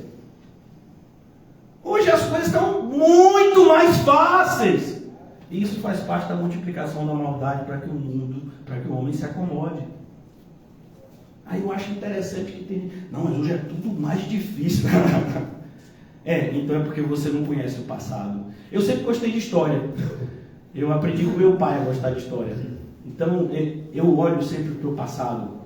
Você vê como as pessoas do passado, de fato, se esforçavam. Você imagina numa geração que não tinha Bíblia, ou prestava atenção no culto, ou não queria aprender. Não tinha oportunidade de chegar em casa, pegar a carta de Filipenses e dar uma estudada. Pegar 4, 5 comentários bíblicos. Pastor, 4, 5 comentários bíblicos para começar. E graças a Deus é que é em português. Meu pai foi fazer doutorado, ele tinha que ler livros em alemão, italiano e francês. Você imagina? Tem que traduzir esses livros para depois entender. Para ter um doutorado. Ninguém quer nada hoje em dia. E as pessoas estão trazendo esse espírito de conformidade, sabe? Esse espírito de acomodação para a igreja. Não quer nem ir para o culto. Meu Deus! Não quer frequentar um estudo bíblico. E ainda assim se consideram crentes espirituais. Postam, aleluia! Amém! Eu não concordo muito bem, mas você não concorda porque você não sabe de nada. Por que você está dizendo que não concorda? Você nem pode concordar nem discordar, você não sabe de nada. Você não está indo para os lugares. Então a gente vive nessa geração, irmãos. E a gente tem que tomar cuidado para não ser influenciado com ela. Porque as pessoas hoje não se esforçam por nada. É impressionante. Irmãos, eu tenho 45 anos. Então, assim, estou falando de coisa de 20, 30 anos atrás. Era uma realidade totalmente diferente. As pessoas hoje não querem caminhar 1 quilômetro. Eu vim de uma realidade de classe média. Depois eu fiquei, né? Tive uma fase da minha vida que eu ganhei dinheiro. Mas, às vezes, eu ia para a minha faculdade, que era uma distância de 5 quilômetros, de pé. Não morri por causa disso. A pessoa, às vezes, não quer andar 1 quilômetro, 2. Não, porque está sem ônibus. E você tem que andar 3 quarteirões. Aí você fala, o que aconteceu? Né? O que aconteceu? A gente é essa geração. Ó, você nem vai mais no mercado. O mercado vem até você, iFood. Não é que você vai fazer comida. Não, você não precisa se preocupar em fazer comida. Fazem por você e trazem. Daqui a pouco só não vão comer por você, né? Porque aí não tem graça. Mas daqui a pouco vai vir a comida mastigada, porque de repente fica mais fácil, sei lá, tem gosto para tudo. Tudo hoje em dia é facilidade. Quem é que ganha dinheiro? Quem cria programas para tornar a vida dos outros mais fáceis. Você sabe que o Facebook surgiu assim, né? O pessoal lá era tudo nerdzinho, tinha dificuldade de se relacionar, de conversar com as pessoas, criaram uma forma de conversar com as pessoas sem ser cara a cara. É assim que surgem as mídias sociais. As pessoas perderam a capacidade de se olharem, de falar face a face, né? Com essa ideia. Por quê? Porque pelo computador eu posso me disfarçar melhor. Pessoalmente, no máximo eu posso, né, jogar uma maquiagem e mesmo assim não vai dar para esconder algumas regiões do meu corpo. E você já viu que na internet, para se achar uma pessoa feia, depois você pega a foto da pessoa na internet e a pessoa é a mesma. Não, é porque aqui é alguns anos atrás. Porque a mídia social surgiu nesse sentido. Uma forma de você manter relação com a pessoa sem que a pessoa saiba quem você é. Porque você tem vergonha de mostrar quem você é para os outros. Isso é a mídia social. Essa geração de pessoas que acham que são bem-sucedidas. Imagina. Então, hoje em dia, se você tiver um pouquinho de força de vontade, ô irmão, o mundo fica pequeno. Você vai ter que ir igual a Elon Musk, procurar alguma coisa no espaço. Um pouquinho de força de vontade. E aí você percebe que esse mesmo espírito de comodismo tem invadido a igreja. Os crentes não querem fazer nada. Acha que conhecimento bíblico vai vir por osmose. Sabe? Como é que faz? Eu fico assim abraçando a minha Bíblia e aí os dados da Bíblia vão passando. É o que? Você está baixando um pendrive? Você é um computador, está fazendo download? Né? Pelo amor de Deus, irmãos. Né? Mas tem gente que está achando que é isso. Né? Então, não é assim que funciona. Por isso que Paulo quer mostrar, parece que Paulo não queria nada, pela maneira simples que ele vivia, mas Paulo lia tanto, Paulo dava tanto valor a ler, que ele está perto de morrer, ele sabe que vai morrer em pouco tempo, e o que ele diz para Timóteo? Traz os pergaminhos. A pessoa bate o olho, e ele tinha um problema de visão, viu? E naquela época não tinha os óculos de hoje. Traz os pergaminhos. Eu tenho pouco tempo de vida, mas o pouco tempo que eu tiver, eu quero passar lendo a Bíblia, entendendo mais ainda as coisas de Deus. Mas Paulo, você já não entende? Não, eu estou arranhando a superfície. Aí você encontra gente que leu 2 livrozinhos de teologia sistemática e acha que é a pessoa. Fala 3 expressões difíceis, eu me deparei com alguns assim, né? Eu digo, oh meu Deus do céu. Tá bom. Vamos lá. Nunca carregaram a cruz.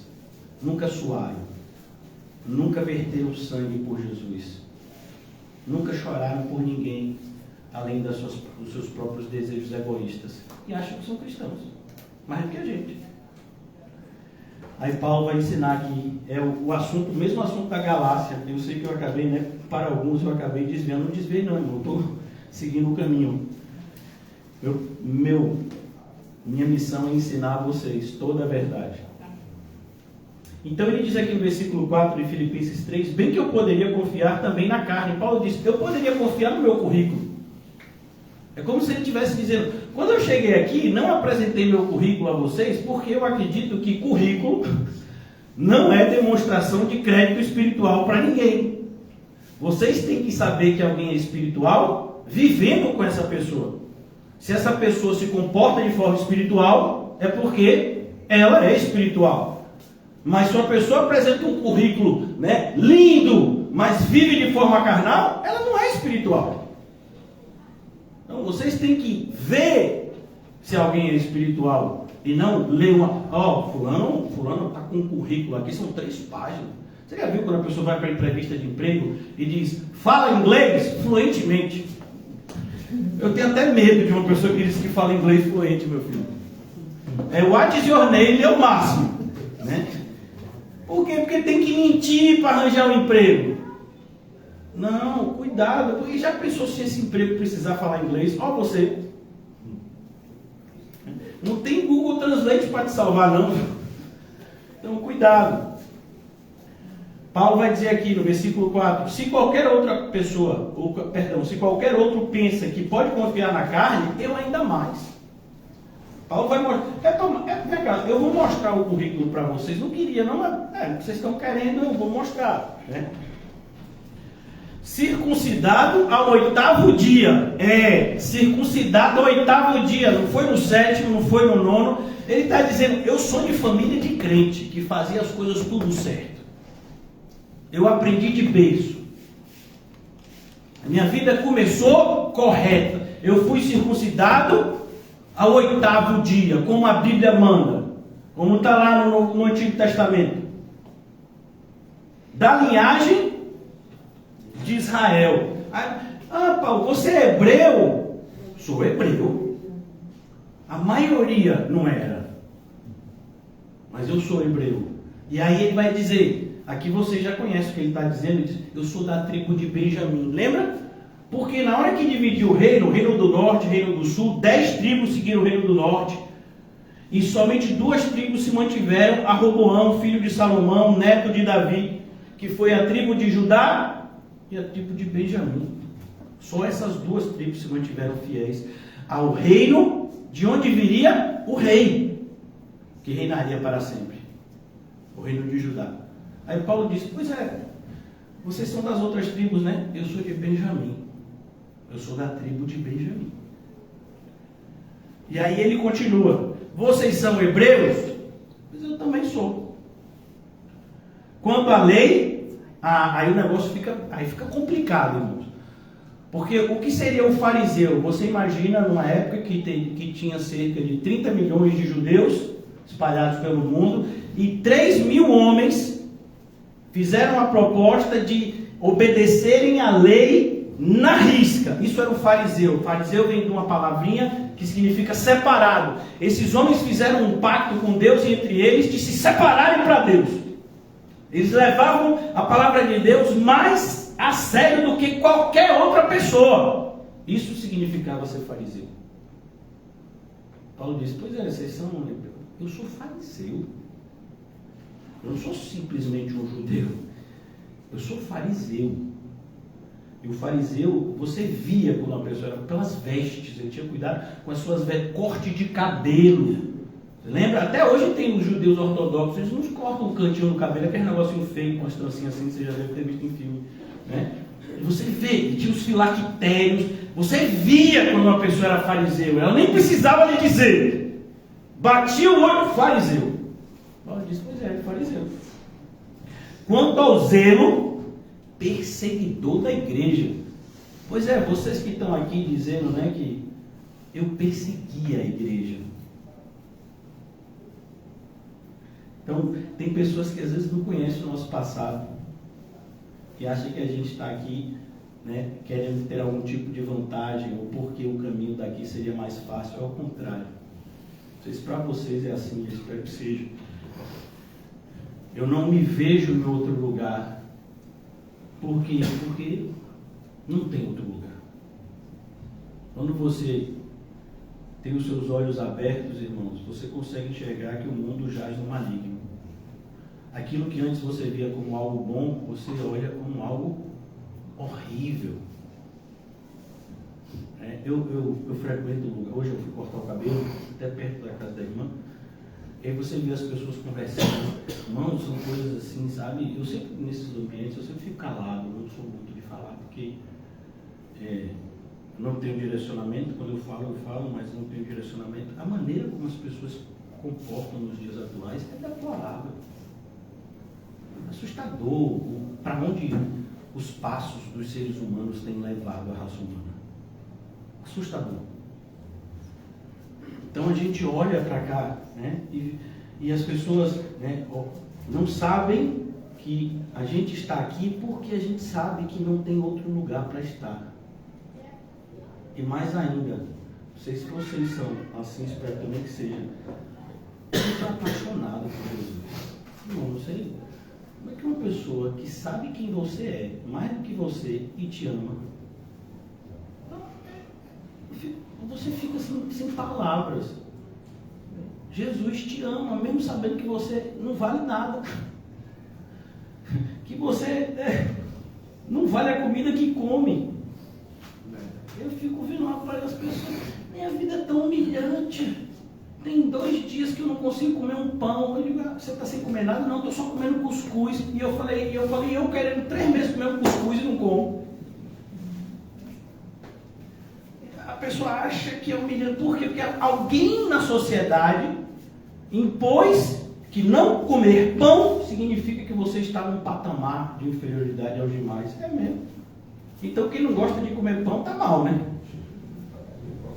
Meu Deus do céu, né? Como se só existe pão. Eu não como carne. Mas você é vegetariano? Não, carne está cara. Aí você diz, você come o quê? Eu como frango. Sabe, como peixe, eu como camarão. Eu não como carne. Sim, sua vida está ruim. As pessoas externalizam, né, uma vida ruim. Ontem mesmo eu conversei com algumas pessoas. Minha vida está tão difícil. E eu aqui só olhando, eu digo, se eu contar metade do que eu estou passando, a pessoa acha que entra em depressão, sei lá, perigoso. Eu não costumo dividir as coisas que eu passo, porque vai que alguém, né, se entristece mais do que eu com a minha vida. Olha o problema. Né? Então, a gente tem que tomar cuidado, irmãos. Sofrimento, o sofrimento é real, mas a tristeza é opcional. O cristão, ele se alegra com tudo, até com as dificuldades. Tem gente que fica revoltado com a minha postura diante de situações, né? Semana passada, doenças na família muito séria. Minha irmã foi internada ontem novamente, vai precisar de uma 3ª cirurgia em 2 meses. E você, assim, parece que não está acontecendo nada. Sim, eu vou fazer o quê? Se eu chorar, se eu me desesperar, vai produzir alguma coisa, só vai demonstrar para as pessoas que eu não tenho fé. Que eu não acredito em Deus, que Deus não é bom, que a gente não merece essas coisas. Pô, a gente merece muito pior. A gente merece muito pior. Então, Então, antes da gente começar a se queixar, a gente deveria pensar em agradecer. Se a gente fizesse uma lista, né, das 10 coisas de ruins na nossa vida. Para cada 10 coisas de ruim, você tem que botar pelo menos 1000 maravilhas que Deus fez com você. E você não merece nenhuma delas. Glória a Deus. Você dormiu e acordou. Não merecia. Comeu alguma coisa hoje? Rapaz, você está bem, viu? Está vestido e não está nem rasgado. É tanta coisa maravilhosa que Deus faz, só do ponto de vista físico eu estou falando. Nem vou falar das espirituais, senão é aí que a gente se desespera mesmo em prantos de gratidão.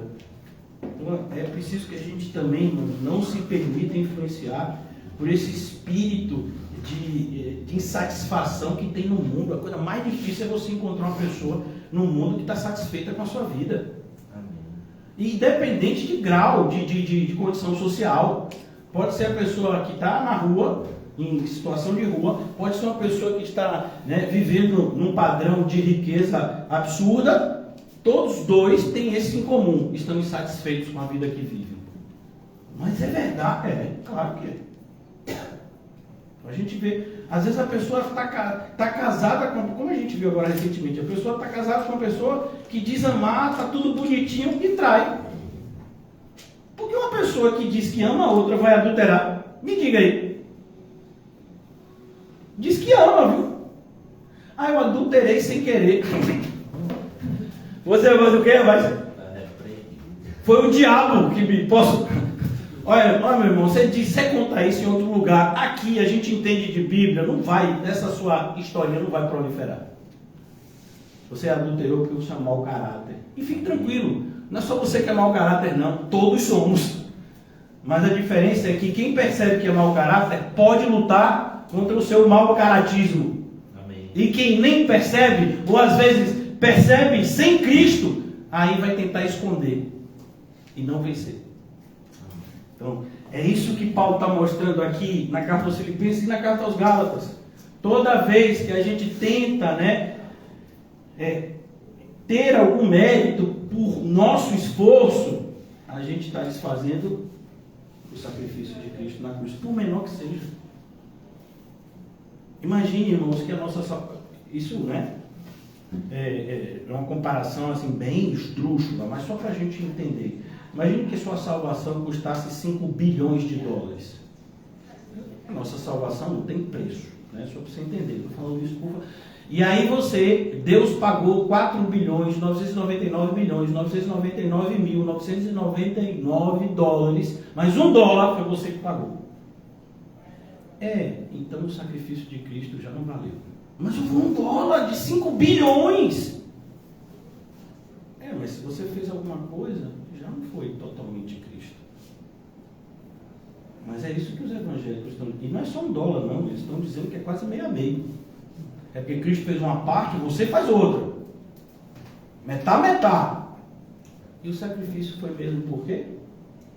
Se a gente ainda precisa fazer alguma coisa para ser salvo? Fazemos porque somos salvos. E quem é que precisa saber se somos salvos ou não? A gente.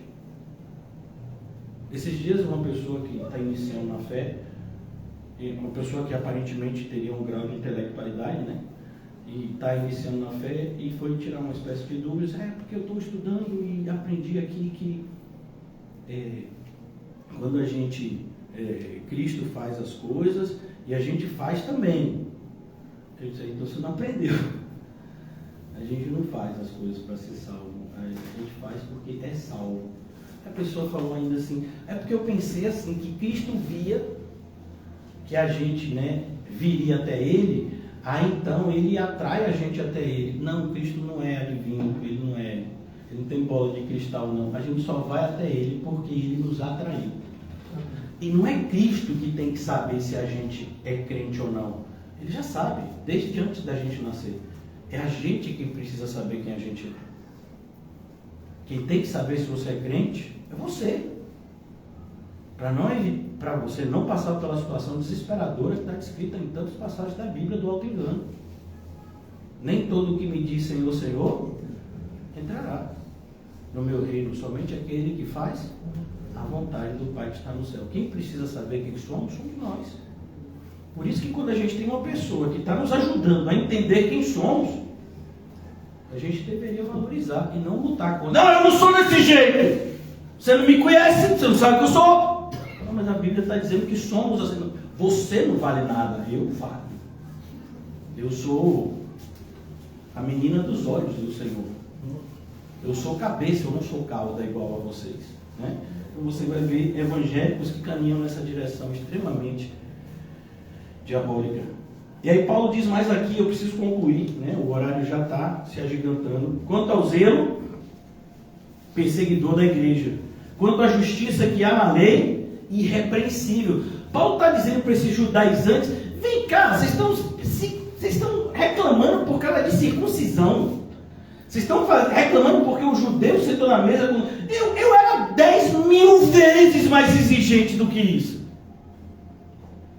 Eu me preocupava, lembra do dízimo, das pequenas coisas que Jesus fala em Mateus 23, que os fariseus faziam? Imagine Paulo dizimando. Aqui está o meu dízimo do coentro, aqui está o dízimo do gominho, aqui. Paulo, mas você é tão detalhista. É claro, eu sou fariseu. É por isso que a gente vê algumas pessoas às vezes, né, arrotando espiritualidade porque cumprem, ou dizem que cumprem duas bobagenzinhas. Você acha que é isso que é ser? Nem se a gente voltasse para o padrão da lei. Mas é como eu disse, hoje em dia as pessoas, né, elas são muito boas em se autopromoverem.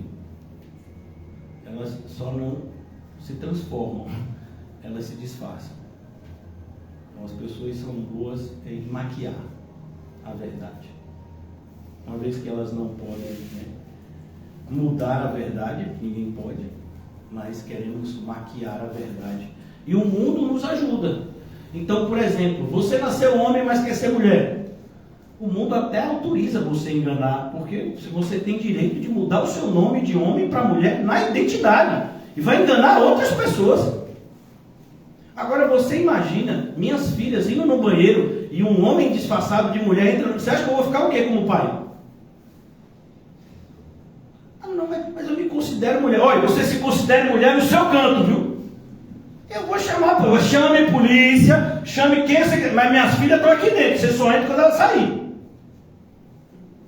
Pastor, não fala essas coisas, não, está sendo gravado. É gravado, viu? É assim que eu faço. Ou então elas não vão, faz em casa. Mas esse é o mundo aplaude esse tipo de coisa. Aí depois, aconteceu um absurdo no banheiro público. E quem foi que deixou entrar? As autoridades. Então, esse é o mundo que a gente vive. Nada para nos assustar. O mundo jaz no maligno. Mas nós deveríamos ser de Deus. Diferente. E as mulheres que se acham que têm a liberdade de estar em relação com a mulher? Claro, né? Hoje em dia, né? É tão comum quanto o homem, né? Era mais difícil, realmente. Antigamente você via mais a questão, né, da homossexualidade masculina. Hoje em dia é feminina, hoje em dia também, né? Com tudo, né? Não tem limite. Mas para nós temos os limites pré-estabelecidos por Deus. Quais são? Homem é homem, mulher é mulher. Qualquer coisa que passar disso vem do maligno. Então, aqui, irmãos, Paulo está mostrando, olha, se você acha que vocês são judeus, assim, porque obedecem duas regrinhas, não, eu é irrepreensível quanto àquilo que vocês estão dizendo aí. Versículo 7. Mas o que para mim era lucro, lembra? O que é lucro, irmãos? É um acréscimo. Então, imagine que você compra 10 caixas de, sei lá, de chocolate para vender na Lapa. Cada chocolate você comprou por R$1. Você vai vender por R$1? Não, normalmente você vende, sei lá, por 2 e R$1 seria o quê? O lucro. Então, o lucro é um acréscimo àquilo que você tem. Isso que a gente chama de lucro. Então, o que seria o lucro que Paulo está dizendo aqui? Quando Paulo fazia essas coisas, as pessoas aplaudiam. Então, quando as pessoas aparentam ser melhor, os outros vão lá e reconhecem. Por que você acha que a gente vive na geração que mais tem prêmio? Oscar. Para quem? Os melhores atores, os melhores filmes.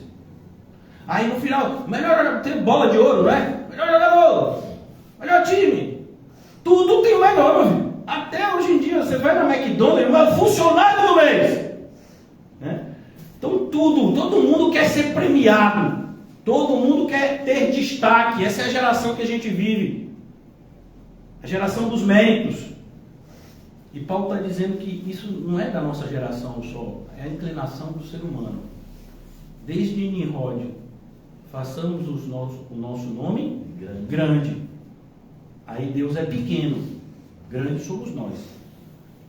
Prêmio Nobel. Alguém que criou algo que ajudou os seres humanos a viver melhor. É sério? Você acredita nisso? Então, Paulo diz, isso para mim era lucro. Inclusive pode ganhar dinheiro, né? Gente que fica famosa ganha dinheiro. Ganha dinheiro às vezes só por ficar famoso. Tem um menino aí, eu acho que sumiu, não sei, chamado Luva de Pedreiro. O menino não fazia nada.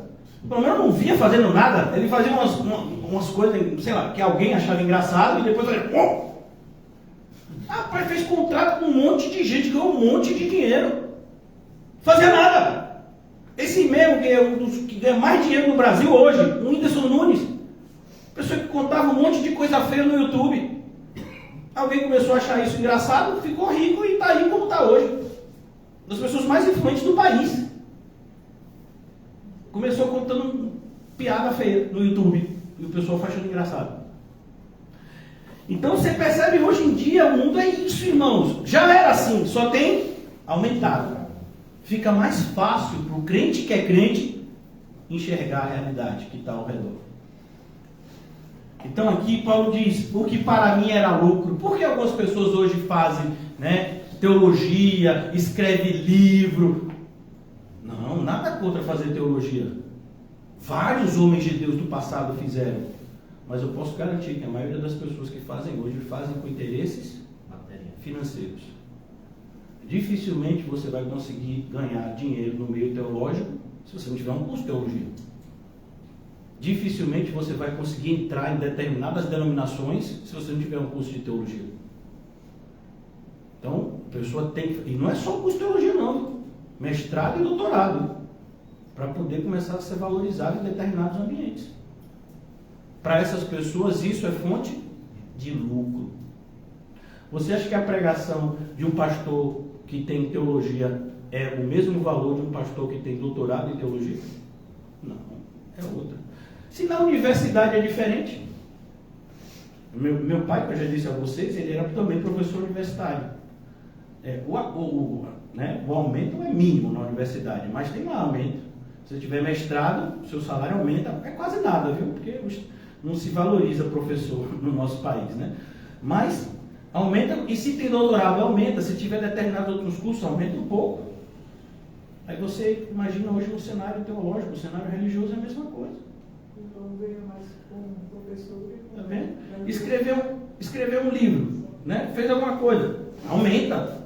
Você já se torna uma pessoa mais merecedor de um cachê mais alto.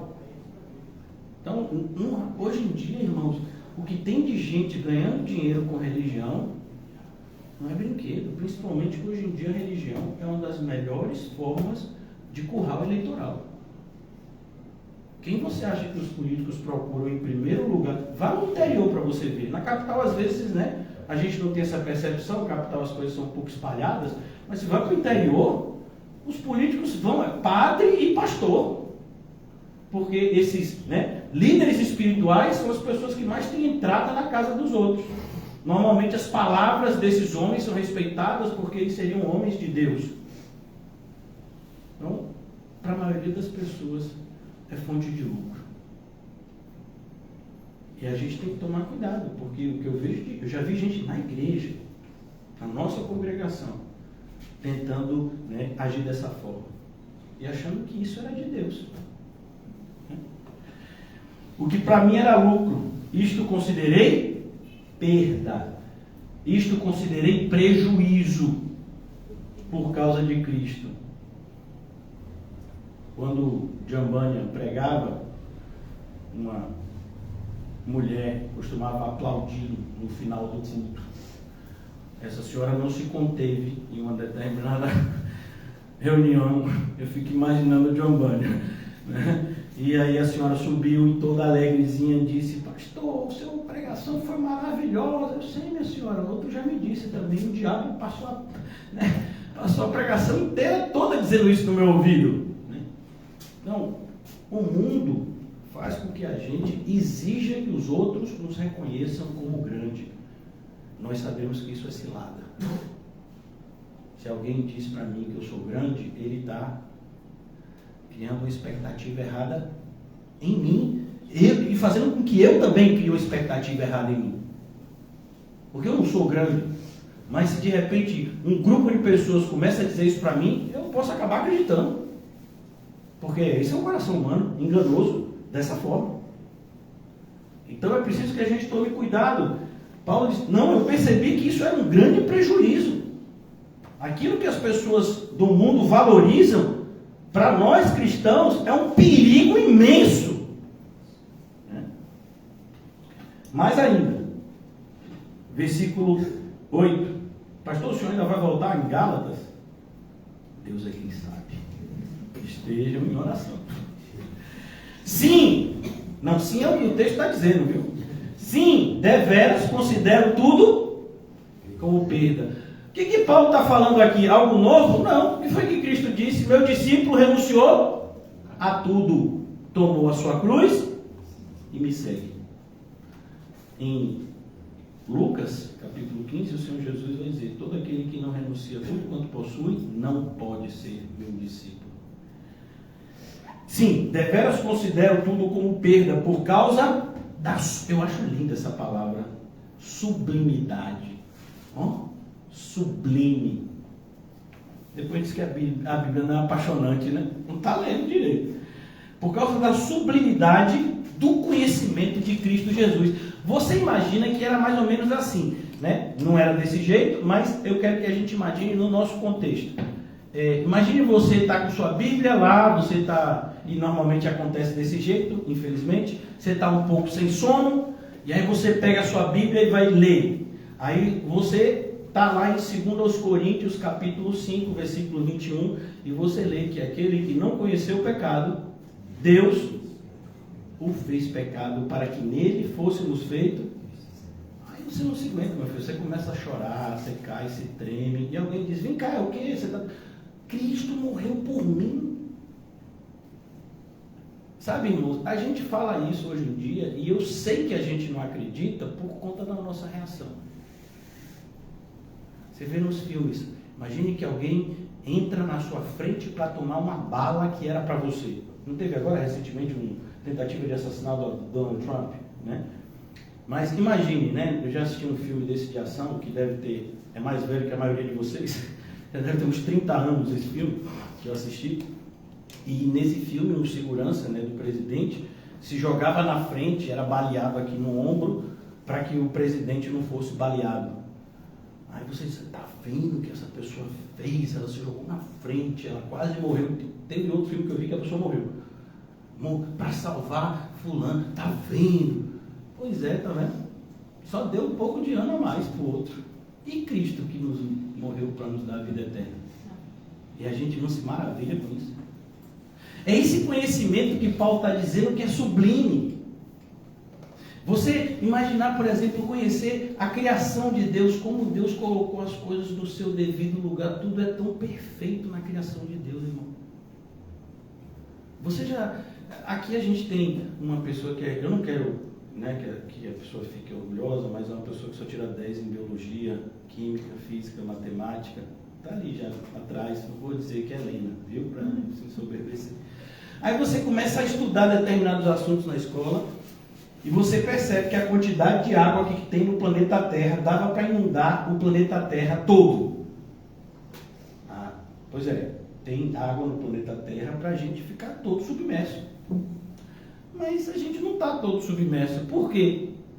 A criação diz que estava tudo submerso, era só água, e aí Deus fez com que brotasse a terra seca, surgiu uma terra dessa forma. Não tem como você ficar maravilhado, irmãos, você vê o mar vindo, que tem maré cheia, amarela, né? Por que não invade mais? Porque Deus disse que é só até aqui. E depois, volta. Porque toda vez é isso, o ano, 365 dias, por que criou todas as coisas, segundo a sua vontade? Então o conhecimento de Deus é algo assim tão vasto, que se você tivesse 1000 vidas, não seria o suficiente.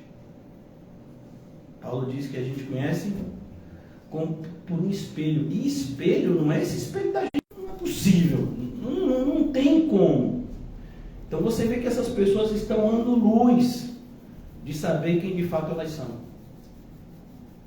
O pior cego é o que não quer ver. É o caso dos fariseus. Jesus disse: se vocês reconhecessem a cegueira de vocês, eu os curaria. Qual é o pior doente de ser tratado? Que não reconhece a doença. Que não reconhece a doença. Não, doutor, isso está errado. Não, isso daí deve ser gases. E a pessoa está toda acabada por dentro. Ô, meu filho, não é assim. As coisas não são desse jeito. E principalmente os evangélicos são o pior tipo de doente. Esses evangélicos, né, dessa confissão positiva. Né? Eu rejeito esse diagnóstico. O médico deve ficar até assustado. Você está dizendo que eu sou uma fraude? Isso deve ser... Não me pertence. Não, mas é o nome do senhor, da senhora que está aqui no documento. Esses dias eu levei minha irmã para tirar sangue. E aí precisa tirar uma quantidade grande de sangue. E estava lá, né, a enfermeira, auxiliar de enfermagem, fica... esse nome é o da senhora? É a data de nascimento? Aí bota nos frasquinhos um monte de... né, tudo com muito cuidado. Aí chega, não me pertence. Aí você está dizendo que é profissional, não fez o seu trabalho? Então você vê que hoje em dia os evangélicos, eles são às vezes pior do que os ímpios em certos aspectos. Não é assustador isso? É o que Paulo mostra para a gente. Passei perigo entre falsos irmãos. Então, cuidado para que eu e você não nos tornemos pessoas perigosas para os outros, porque somos falsos naquilo que dizemos ser verdadeiros. Se a luz que há em nós forem trevas, quão densas trevas serão. Sim, deveras considero tudo como perda, por causa da sublimidade do conhecimento de Cristo Jesus. É maravilhoso ser crente, buscar conhecer Jesus a cada dia. Eu fico observando como a gente gasta o nosso tempo mal. Você imagina a gente chegar, não sei se vocês têm essa experiência, eu tenho todo ano, quando chega no final do ano, principalmente no final do ano, né? Infelizmente a gente usa para refletir, deveríamos refletir o ano inteiro. Meu Deus, eu estudei a Bíblia tão pouco. Porque às vezes parece que a gente, com vocês, eu não sei se é assim comigo, mas parece que a gente começa a viver a vida cristã no automático. Segunda, sexta, domingo. Graças a Deus, agora vem um intervalozinho, né? Terça, quarta e quinta, ufa, né? Segunda, quarta, sexta, domingo, né? Tenho que orar, tenho que fazer. Então a vida cristã é isso.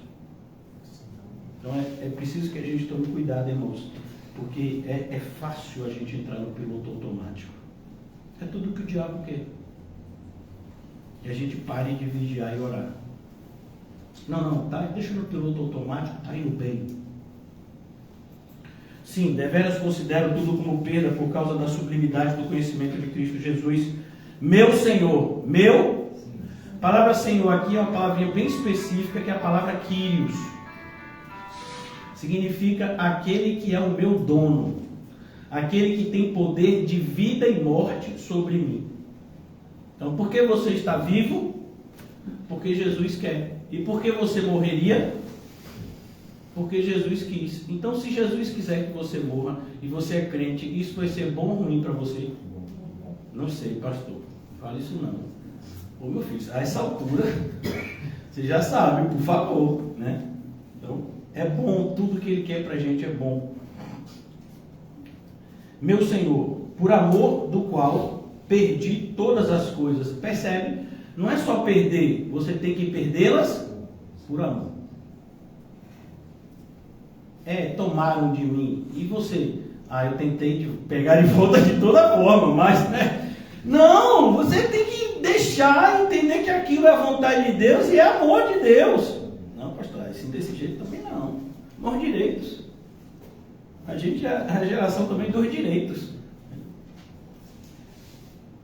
Por amor do qual perdi todas as coisas. E aqui é o que dói, viu, irmão? Aqui, eu não sei se vocês sentem assim, toda vez que eu leio, eu vejo que eu sou um crente assim, né? Bem meia boca, e fico bem triste, começo a pedir ao Senhor que me ajude. E as considero como refúgio. Você sabe o que é refúgio? Refúgio é o que a gente joga no lixo. É o que a gente descarta porque não presta. Fezes, por exemplo, né? Meu Deus, aquilo que as pessoas mais valorizam, o cristão vê como refúgio, como fezes. Por quê? Porque essas coisas, elas não estão na nossa vida de forma aleatória e não estão na nossa vida, né, debalde. Não, elas estão na nossa vida para roubar a nossa devoção a Cristo. Por exemplo, é muito fácil para um pai colocar os seus filhos em primeiro lugar.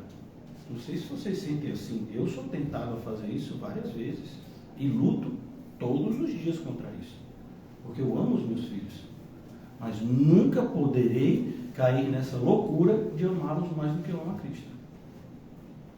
Inclusive, por esse motivo, várias pessoas me rejeitaram e me desprezaram. É uma escolha delas. A minha escolha não pode mudar. Eu escolho a Cristo. Toda vez que você se propõe nessa escolha, e que fique bem claro, só escolhemos a Ele porque Ele nos escolheu primeiro. Mas toda vez que nos predispomos a andar nesse caminho, não espere aplausos. Espere vaias. Espere reprovação, rejeição do mundo, né? Espere que o mundo vai te olhar como um inimigo, como um pária, como um contraventor, né? Como alguém terrorista, perigoso, propagando ensinos perigosos. E cara, você está deixando sua família de lado por causa da missão que Cristo te deu? Claro. Para o bem da minha própria família. Porque se a ira de Deus recair sobre mim, provavelmente atingirá os meus familiares. Talvez até primeiro do que eu. Então, cuidado, irmãos, porque com Deus não se brinca. Deus não se deixa escarnecer. Tudo aquilo que o homem plantar, o homem vai colher. Então eu preciso concluir, vocês sabem tanto quanto eu que a hora, né, já passou. Mas Paulo diz aqui ainda um pouco de coisa, ainda duas coisas que eu gostaria de dividir com vocês essa noite antes de concluir. Considero como refúgio para ganhar a Cristo. Paulo vai apresentar para a gente como forças concorrentes. A vontade de você se dar bem e o seu desejo de ser do bem, por assim dizer. Então, maravilhoso. Quando a gente fala assim, né, na teoria é lindo, você quer fazer igual a Paulo, mas e na prática? Será que é isso mesmo? Então imagine você que recebe um salário todo mês. E aí você tem o seu salário cortado pela metade quando você se declara cristão. Será que você fica feliz? Aí você vai até a tesouraria da sua empresa. E cara, meu salário veio pela metade. É porque você disse que é crente, né? E a gente recebeu um direcionamento do dono que todo que se declarasse crente era para tirar metade do salário. E se ele quisesse se demitir, que se demita. E aí? Você acha lucro? Maravilha? Você chega em casa e o seu marido ou a sua esposa estão com outro, está com outro. Por quê? Porque ele disse que não quis casar com um crente. Você escolheu esse caminho, então ele procurou outra pessoa para ele ou para ela. Você ficaria feliz? Você ficaria feliz se você chegasse em casa para abraçar os seus filhos e eles rejeitassem o seu abraço? Porque você é crente? Pois é, ninguém acha bom essas coisas. Mas todo mundo fala dessa passagem assim, né? Ó! E aí, vai? É como eu falei, né? Ah, uma vez, minha pequena, né? Essa daí eu consegui, né, levar para fazer atividade física comigo, pelo menos uma parcela da semana, não tanto quanto deveria. Aí uma vez ela falou assim para mim, logo nos primeiros dias que ela foi para academia: meu pai, é que eu não quero ficar muito musculosa, viu? E eu disse: minha filha, nem que você quisesse. Não acha que a pessoa fica musculosa sem querer? Não, sabe como é? Aí eu estava fazendo lá 2 séries de supino, e aí fiquei assim, parecendo que o Hulk. Igual um filho de Kim que disse: será que eu fico igual a outro filho de Kim se eu malhar 2 dias na semana? Irmão, não é assim. A mudança demora e exige esforço. E mais, exige continuidade no esforço. Você se esforça um mês e para, perde tudo. Tem que continuar. E às vezes 1, 2, 3, 4 anos, dependendo aí do seu objetivo. Eu estou falando de coisas humanas, que Paulo vai dizer que são refúgio. E você quer atingir objetivos espirituais com menos esforço? É isso? Você vê esses atletas olímpicos, como eles não namoram mesmo. E não é porque eles são pessoas morais, não, é porque eles sabem que se eles tiverem alguma decepção amorosa, ou mesmo assim sentir falta, né, da namorada, aquilo vai prejudicar o resultado dele na prova, e ele não quer isso. Deixa de falar com pai, com mãe, deixa de ir para festas que gostaria de ir, para atingir uma coroa que não vale de nada para a gente que é crente. E a gente que somos crente faz muito menos e ainda acha que faz muito. Você rejeitou, você abandonou quem por Jesus? Eu não, eu fui abandonado. E eu estou doido que essas pessoas voltem para mim de novo. Eu digo, como assim? Porque sinto muita falta desses ímpios que Deus tirou da minha vida. E os crentes que Deus colocou? Ah, esses são chatos, só falam de Jesus. Tudo está errado para eles. Oh, mas se a Bíblia diz que está errado, não é para estar errado? Sim, mas né, tudo demais não presta. Obediência demais presta. Vai ser impossível para você obedecer demais a Bíblia. O que pode acontecer é você criar normas e preceitos que não são da Bíblia para você ou outras pessoas quererem obedecer. Mas obedecer demais a Bíblia é impossível. Cristo olhando para você: desacelera aí, você está sendo crente demais, desse jeito aí, né? Como Lutero tem que ir, né? Ou os irmãos sujam o seu chão, ou não sei, porque você limpa o chão e dá para ver o chão que você limpou diferente do deles. Porque ele, na limpeza do chão, ele limpava a vera. É para limpar? Então vou limpar. E os outros não, era aquela limpezinha assim, sabe, meia boca? Pois é, irmão, o crente não, o crente entende que tem que ter esforço. E esforço não é para ser salvo, é porque eu sou salvo. Sabe, eu já disse para vocês, eu preciso já concluir, como a vida de uma pessoa muda quando ela tem filhos. Eu presenciei isso na minha vida e eu nem era crente quando isso começou a ser transformado. Porque você, de um dia para o outro, você tem a noção que agora não é só mais você. Agora qualquer decisão que você tomar vai interferir na vida de outra pessoa, que depende de você. Porque Deus fez dessa forma mesmo, viu? Os filhos dependem dos seus pais até determinada idade. A gente está vendo aqui, se não tiver pai vai ter que ter tutor. Ele não pode se cuidar. Tem que ter alguém que cuide. E você acha isso ruim? Eu nunca achei. Porque eu amo os meus filhos. Agora tem pai e mãe que acham isso horrível. Eu tinha amigos, né, conhecidos. Não sabe como é, esse final de semana vai ser meio chato, eu vou ter que ficar com meu filho. Chato? Porque não vai poder ir para a festa, não vai poder fazer um monte de coisa que de repente seria a fonte de alegria. Vou ter que ficar com meu filho. E eu fico observando, meu Deus do céu, isso, né? E você percebe que essa atitude, ela acompanha as pessoas na igreja. Esse domingo, eu não vou poder fazer isso porque eu vou para a igreja. Eu voltei o passado, já dei 1-0 no passado. Então eu preciso continuar fingindo que eu sou crente, sabe? Então esse domingo eu vou ter que continuar no fingimento.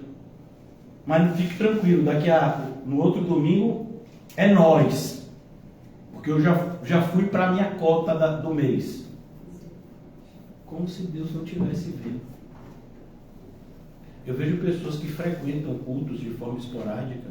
Eu tenho muita compaixão dessas pessoas porque eu sei que elas estão perdidas.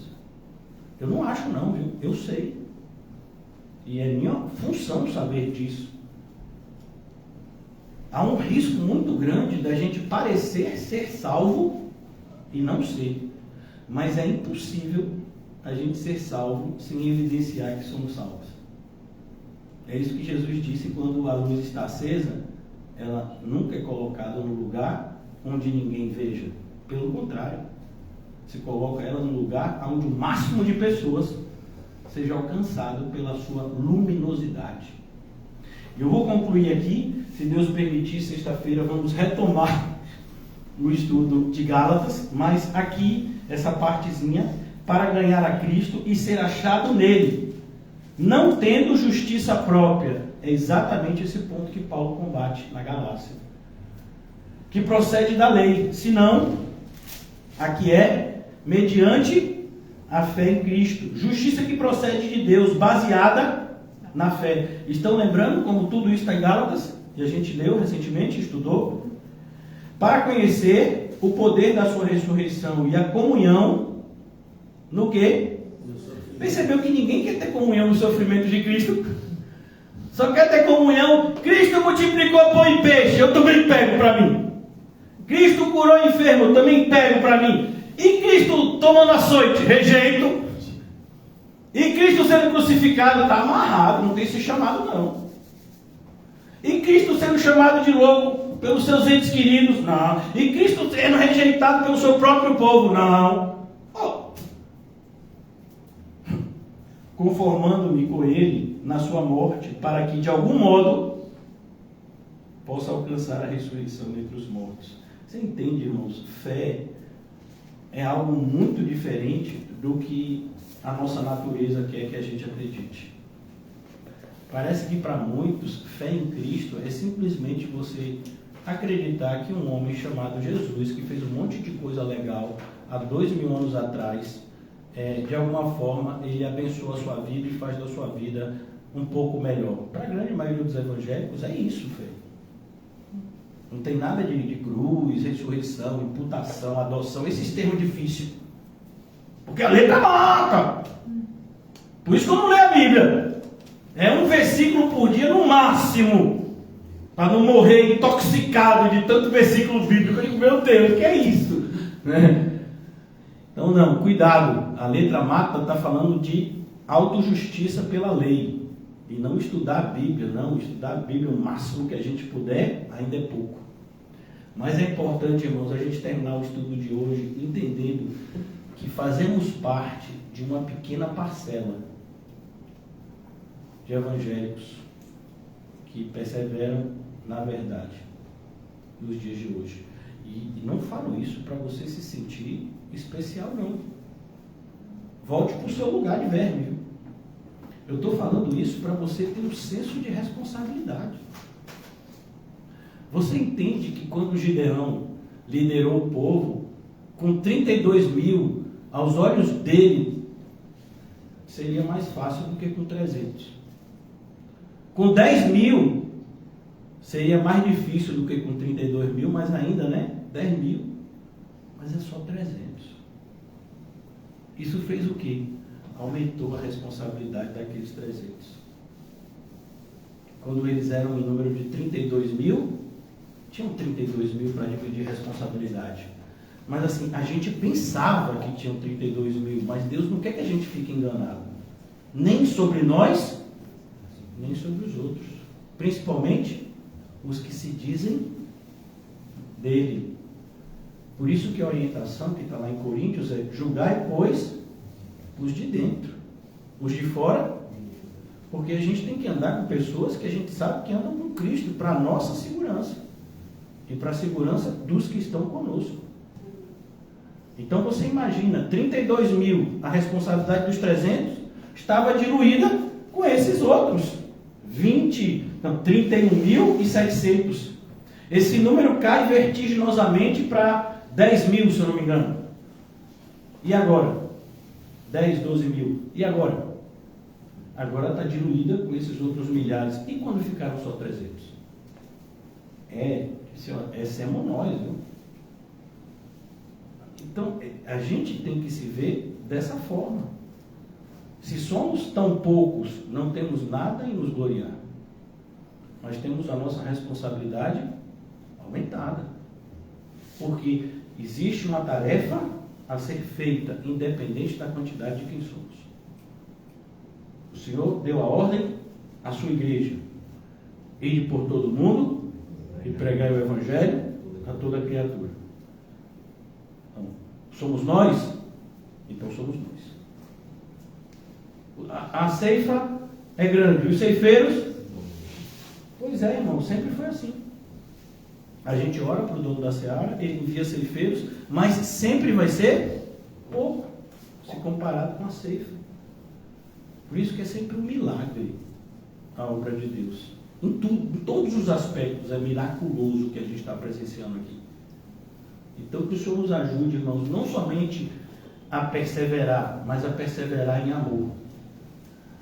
Não somente a perseverar em amor, mas perseverar em amor, crescendo na graça e no conhecimento. Pois, como eu disse, é muito fácil para nós nos acomodarmos à nossa vida, independente de estarmos passando por uma situação ruim ou uma situação um pouco melhor. Nós temos, como seres humanos, a inclinação de nos adaptar a todo tipo de situação. É por isso que você vai ver ser humano vivendo na selva, ser humano vivendo na cidade. Você vai ver ser humano vivendo no polo, em países onde a temperatura no ano inteiro é abaixo de zero. Você vai ver gente vivendo em outros países que a temperatura é 40 graus quase todos os dias, porque o ser humano se adapta. Então, a gente se adapta, a gente se acomoda muito facilmente às situações. Você vê gente dormindo em pé, irmãos. Pastor, eu nunca vi isso. Pergunte aqui. Ele te dirá que é possível uma pessoa dormir em pé. Em pé. A gente pensa que para dormir tem que estar deitado ou sentado. Não. Existem pessoas que estão à frente disso, né? Então, que o Senhor nos ajude. Ó Deus, obrigado, porque o Senhor tem nos dado dessa alegria, mesmo nas tribulações, Senhor. Que amor maravilhoso, que não nos deixa entristecidos, pelo contrário, nos alegra em meio às constantes tempestades da vida. Obrigado, Senhor Jesus, pela Tua presença nas nossas vidas, e que ela se torne cada vez mais perceptível para nós e para aqueles que estão ao nosso redor, e que cresça a nossa convicção de que se o Senhor é por nós, ninguém será contra nós. Concede-nos a fé, Senhor, para fazer aquilo que nos foi ordenado fazer. Em nome de Jesus, amém? E graças a Deus, saúde-se mutuamente com o cumprimento santo e seja feliz, porque você já é feliz.